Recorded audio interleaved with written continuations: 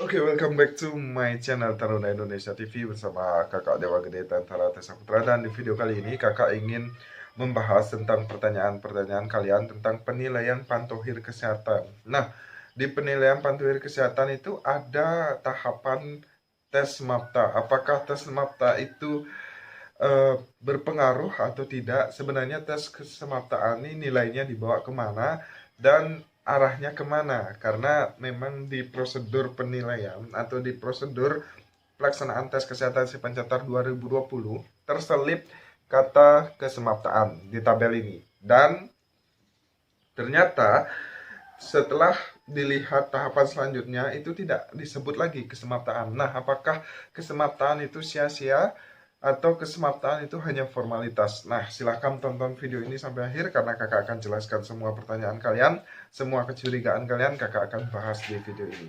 So, sebelum video ini dimulai, silahkan bagi kalian yang belum subscribe channel ini, silahkan di subscribe terlebih dahulu karena channel kakak akan selalu memberikan informasi terupdate terkait dengan perguruan tinggi kedinasan, dan kakak akan selalu memberikan penjelasan-penjelasan dari pertanyaan-pertanyaan yang kalian suguhkan di komen, dan nanti pasti kakak akan bahas di video-video selanjutnya. Dan terima kasih yang sudah support channel ini. Kemudian jangan lupa juga untuk like video ini, kemudian share ke teman seperjuangan kalian. Jangan berpelit ilmu, nanti rezeki kalian akan disampaikan.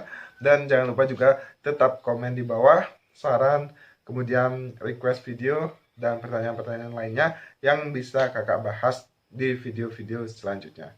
Terima kasih sekali lagi yang sudah support, dan kita akan lanjut lagi ke video. Nah, di sini memang pada saat kalian, jadi ada ini ya, apa namanya, tahapan dari pemeriksaan. Pertama pengumuman peserta, kemudian pelaksanaan tes kesehatan, kalian tes rapid. Tapi sebelum rapid, registrasi pembayaran dan verifikasi, kemudian kalian tes rapid. Kalau misalnya kalian reaktif, kalian akan dirujuk untuk tes swab. Kalau negatif, kalian gugur. Kalau positif, ulangi, kalau positif kalian gugur. Kalau negatif atau non reaktif, kalian lanjut ke tes kesehatan. Nah, di sini ketika kalian dianggap non reaktif atau negatif, kalian akan tes kesehatan serta tes MAPTA. Nah, ini yang banyak ditanyakan oleh kalian. Kak, di akhir dari tabel itu ada pantohir tes kesehatan. Nah, semapta itu dikemanakan? Apakah semapta itu nilainya akan sia-sia atau hanya formalitas saja? Nah, di sini kakak akan sampaikan. Jadi memang di tabel ini ada tes kesehatan serta tes kesemaptaan. Nah, yang harus kalian ketahui, kalian akan melaksanakan kedua tahapan tersebut, dan memang adik-adik kakak di sini udah ada yang melaksanakan dua tahap tersebut, baik itu tes kesehatan, tes MAPTA. Nah, dari mana kakak tahu? Dari laporan-laporan, dari DM, dari text story, kemudian dari grup. Nah, itu memang sudah ada yang melaksanakan. Kemudian, setelah kalian melakukan tes kesehatan dan tes kesemaptaan, nanti akan ada hasil. Hasil itu dinamakan adalah RIKES atau pemeriksaan kesehatan.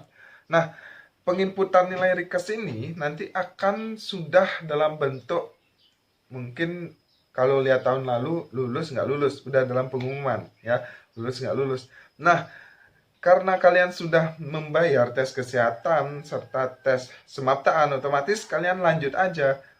Nggak ada tes kesehatan gugur, semapta nggak bisa ikut. Nggak ada, itu udah satu paket. Makanya di sini kakak akan jelaskan, itu sudah satu paket, makanya kalian membayar tes kesehatan dan tes kesemaptaan.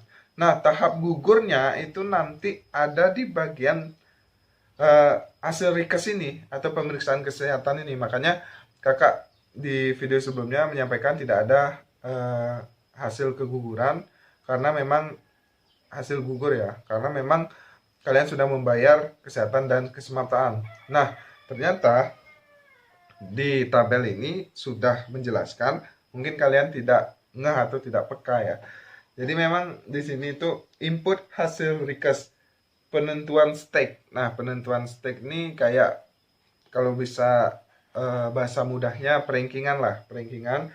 Kemudian baru ada pantohir tes kesehatan. Nah, pantohir tes kesehatan ini terdiri dari penilaian kalian pada saat keswa atau kesehatan jiwa, kemudian ada kesum atau kesehatan umum, dan tentu smapta. Nah, di sini mungkin dijadikan satu semua nilainya dalam bentuk RIKES atau pemeriksaan kesehatan. Makanya pada tahun ini ada yang namanya pantohir kesehatan, karena memang pada saat Rikes pemeriksaan kesehatan itu kalian melewati 3 tahapan itu. Yang pertama tes keswa, tes kesum, dan juga semaptaan. Nah, jadi nanti itu dijadikan satu. Nah, kalau kita melihat tabelnya sih seperti itu.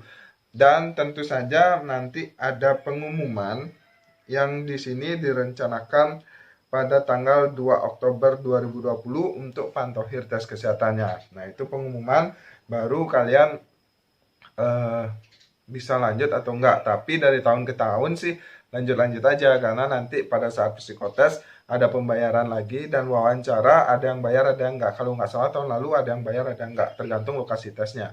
Nah, makanya kakak prediksi sih bakal lanjut-lanjut aja. Kalaupun ada yang nggak lolos itu pun karena fatal, artinya penyakit atau kondisi bagian dalam atau bagian luar tubuh kalian itu tidak bisa ditoleransi ketika kalian nanti akan menjadi calon taruna dan dilantik menjadi taruna. Pada saat mengikuti kegiatan yang sangat padat, takutnya itu akan membahayakan kondisi tubuh kalian. Mungkin itu aja sih yang bisa membuat kalian itu gagal di tahapan Rikes ini atau pemeriksaan kesehatan ini, karena memang ada batas-batas toleransi yang masih bisa dipertimbangkan, tapi ada juga batas-batas yang tidak dapat ditoleransi yang bisa mengakibatkan bahaya bagi kalian ketika kalian mengikuti aktivitas yang begitu padat. Nah, jadi seperti itu. Dan itu hanya tim pemeriksa yang tahu. Kalau kalian nanya, Kak, apakah T3, amandel, kemudian mata minus, kemudian kalau keloid kakak ngerti lah, masih ada batas toleransi. Kayak kaki X yang berlebihan, kaki O yang berlebihan, ya kakak nggak tahu adik-adik, karena kakak bukan sebagai pemeriksa dan background kakak pun juga bukan dokter. Nah, makanya kalau kalian bertanya kayak gitu, ya mohon maaf kakak nggak bisa jawab. Yang penting kakak sudah memberikan tentang batas-batas yang masih bisa ditoleransi. Kakak juga sudah memberikan video kalian batas-batas yang nggak bisa ditoleransi atau fatal pada saat tes kesehatan. Kakak sudah sampaikan.